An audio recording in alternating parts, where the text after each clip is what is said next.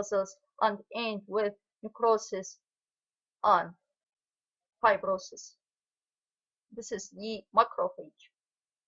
This is macrophage. And this is the histopathology.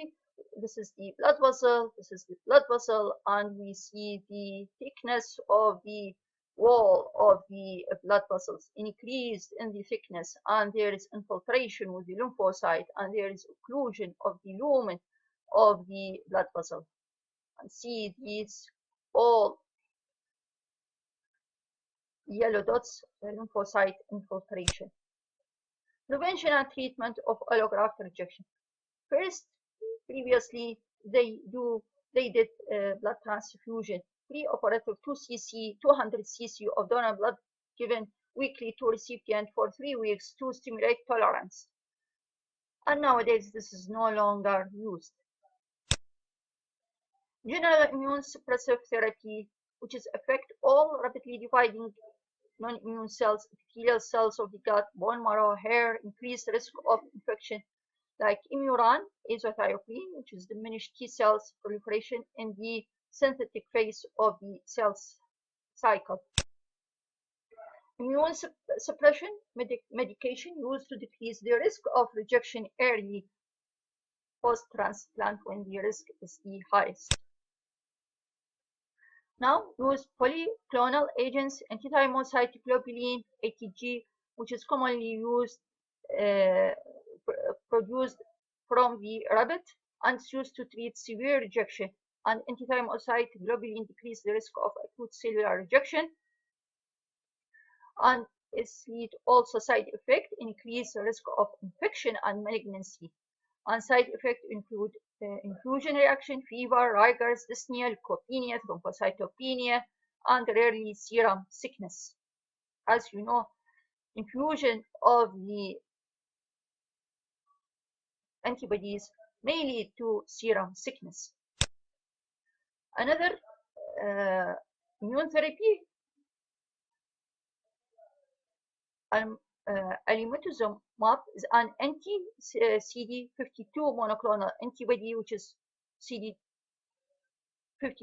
is found on T cell, B cell, monocyte, macrophage, eosinophil, and mechanism of action include antibody-dependent cell-mediated cytotoxicity, complement-dependent cytotoxicity, and apoptosis, all of which result in profound lymphopenia.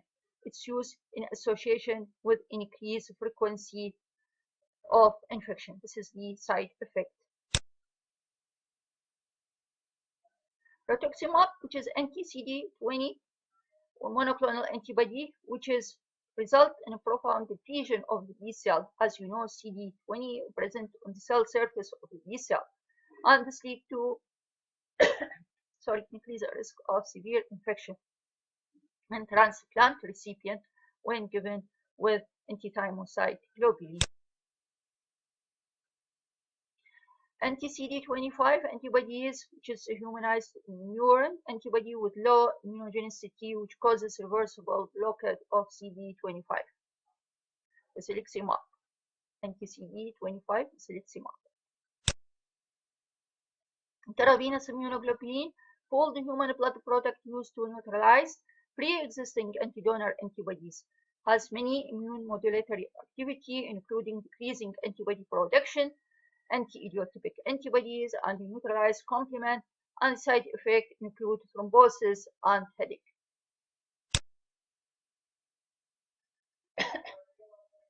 Specific immune suppression reduces the immune response to the all alloantigen of the graft by monoclonal antibody to CD2 T cell, to CD4 T cell, to CD3 T cell, to monoclonal antibody to interleukin 2 receptor, ECAM, LAFA1 molecules. If you remember the T cell activation by these receptors, it's easy to remember it because monoclonal antibody to all these receptors that induce T cell activation. Immunologic risk factor, recipient age. Younger recipient in general at higher risk of for immunologic injury than elderly, because as you know, in the elderly there is thymus involution and decrease the immune response.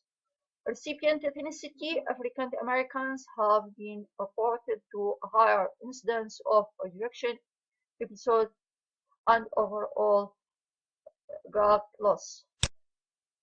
A recipient with HIV infection: patients with HIV tend to be at a higher risk for rejection and graft loss compared to age-matched control. Degree of HLA matching: the degree of HLA matching impacts the expected risk of rejection and graft survival in kidney transplantation. Historically, the most important HLA antigen have been HLA-B and ER. C is not important, only A, B, ER, DQ. Two haplotype matched transplant where all HLA antigen includes C, W, DQ, DP are the same sibling. Greater HLA mismatch increase the risk for graft loss in decreased donor kidney transplantation. In living donor transplantation, a two haplotype matched kidney transplant carries the lowest risk for rejection and best graft survival. Panel reactivity antibody is an approximation of preformed HLA antibodies, and patients with higher panel reactive antibody are sensitized and carry higher risk of rejection. Preformed DSA: the different methods to determine DSA. In general, the more sensitized the recipient is against donor HLA molecules, the higher risk of rejection and graft failure. Deceased versus living donor transplant: deceased donor organs source carries both higher risk of rejection and graft loss. There is another site which is called, it's a new subject, privileged sites, which are certain sites. What's privileged sites? There are certain sites in the body where an allograft can be placed without a rejection reaction, like cornea, absence of any blood and lymphatic vessels in the cornea, so the immune system did not recognize and did not know the corneal antigen, because there is no any blood vessels and lymphatic in the cornea. Brain, which is the presence of blood-brain barrier, prevents the entry or exit of many molecules. And the third one, the testis, which is due to presence of testis barrier, blood-testis barrier, which is prevent the immune cells to attack the sperm antigen. And there is another subject, which is a new one, which is graft-versus-host disease. All we mentioned in this lecture before is the immune system of the patients will attack the graft, while here in the graft-versus-host disease, the graft will attack the immune cells of the patients, and this is caused by the reaction of grafted mature T cells in the bone marrow inoculum with the alloantigen of the host. This occurs in the bone marrow transplantation in the leukemic patients or thalassemia. So here the immune cells of the donor will attack the immune cells of the patients, result in the graft-versus-host disease. And thank you.